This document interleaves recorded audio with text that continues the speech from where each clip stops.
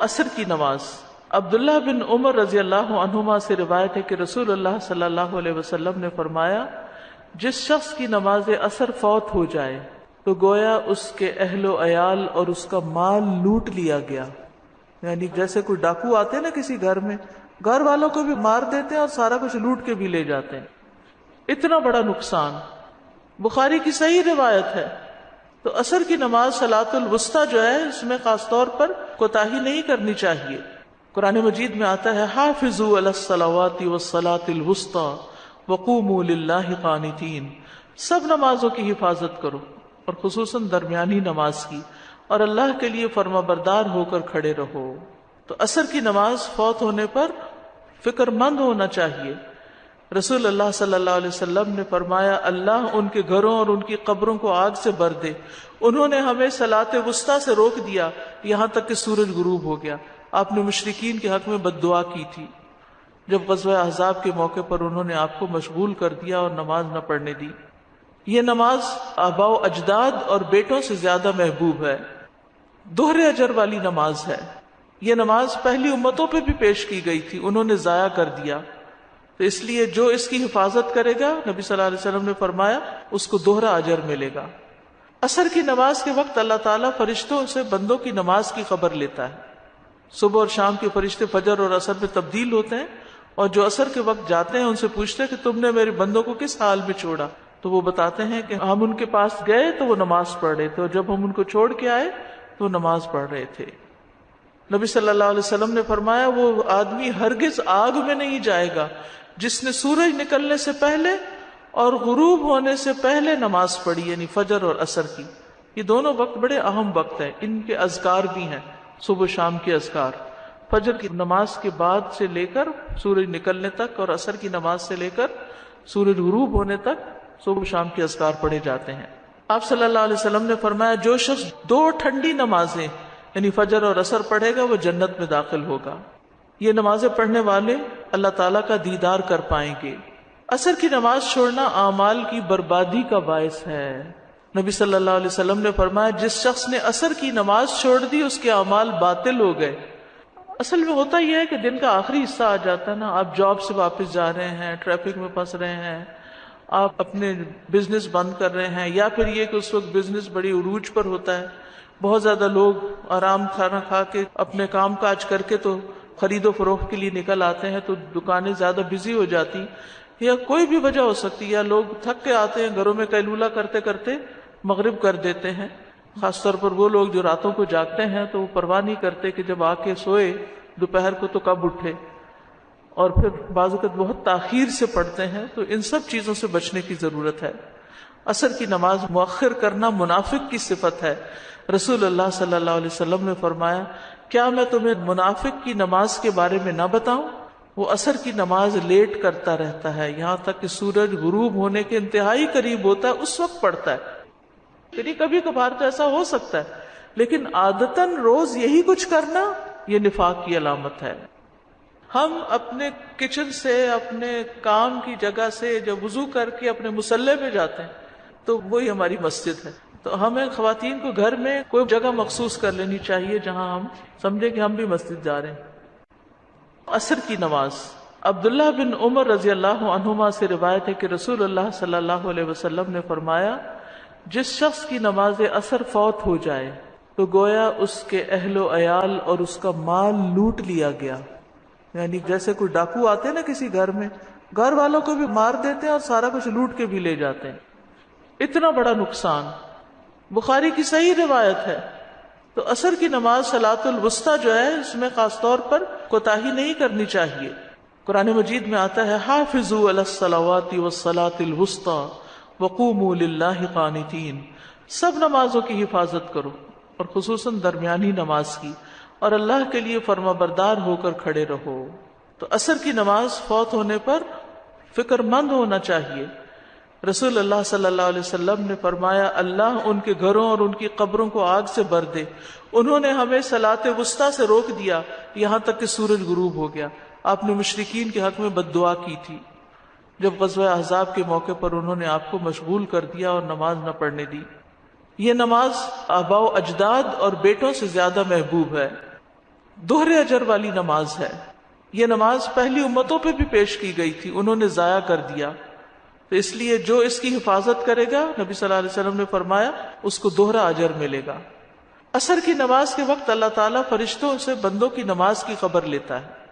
صبح اور شام کے فرشتے فجر اور عصر میں تبدیل ہوتے ہیں، اور جو عصر کے وقت جاتے ہیں ان سے پوچھتے ہیں کہ تم نے میرے بندوں کو کس حال میں چھوڑا، تو وہ بتاتے ہیں کہ ہم ان کے پاس گئے تو وہ نماز پڑھ رہے تھے، اور جب ہم ان کو چھوڑ کے آئے تو نماز پڑھ رہے تھے.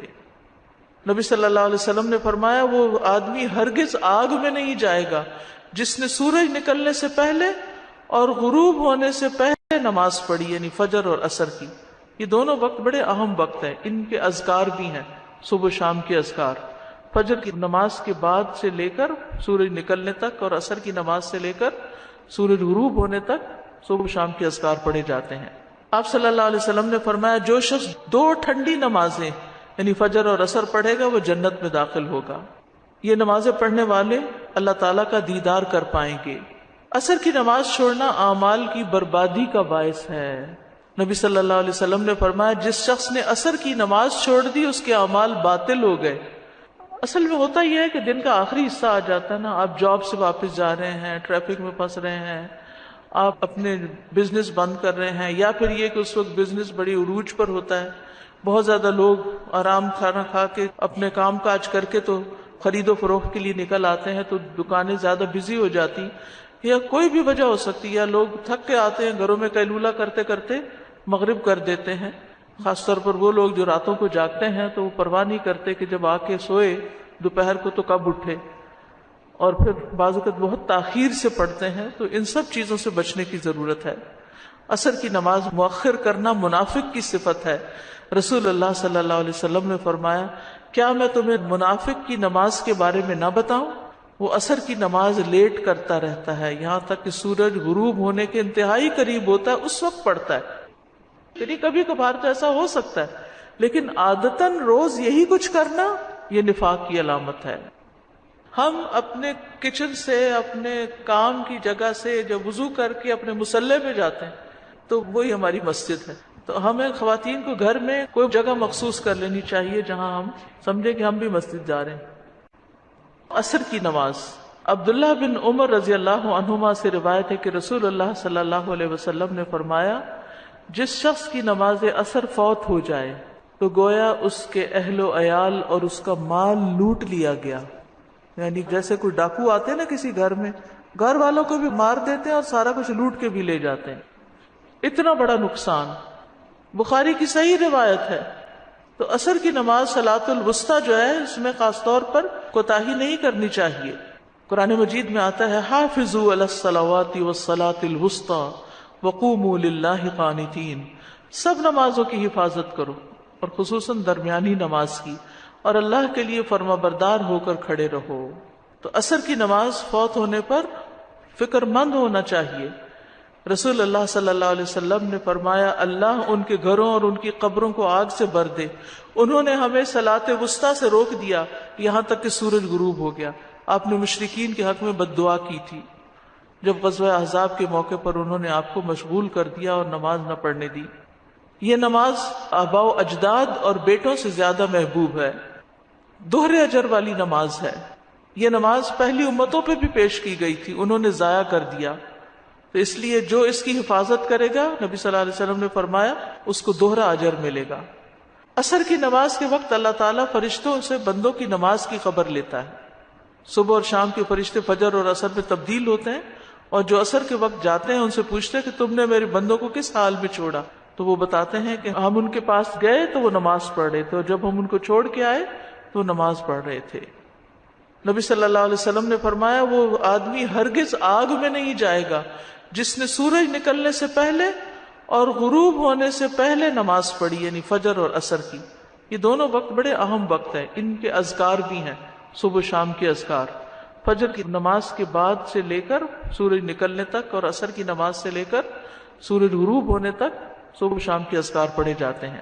آپ صلی اللہ علیہ وسلم نے فرمایا، جو شخص 2 ٹھنڈی نمازیں یعنی فجر اور عصر پڑھے گا وہ جنت میں داخل ہوگا. یہ نمازیں پڑھنے والے اللہ تعالیٰ کا دیدار کر پائیں گے.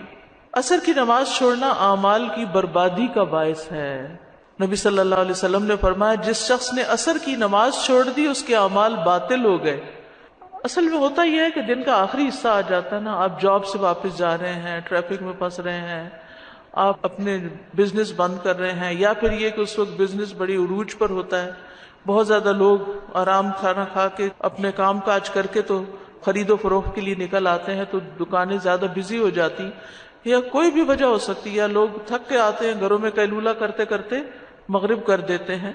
خاص طور پر وہ لوگ جو راتوں کو جاگتے ہیں تو وہ پرواہ نہیں کرتے کہ جب آ کے سوئے دوپہر کو تو کب اٹھے، اور پھر بعض اوقات بہت تاخیر سے پڑھتے ہیں، تو ان سب چیزوں سے بچنے کی ضرورت ہے۔ عصر کی نماز مؤخر کرنا منافق کی صفت ہے۔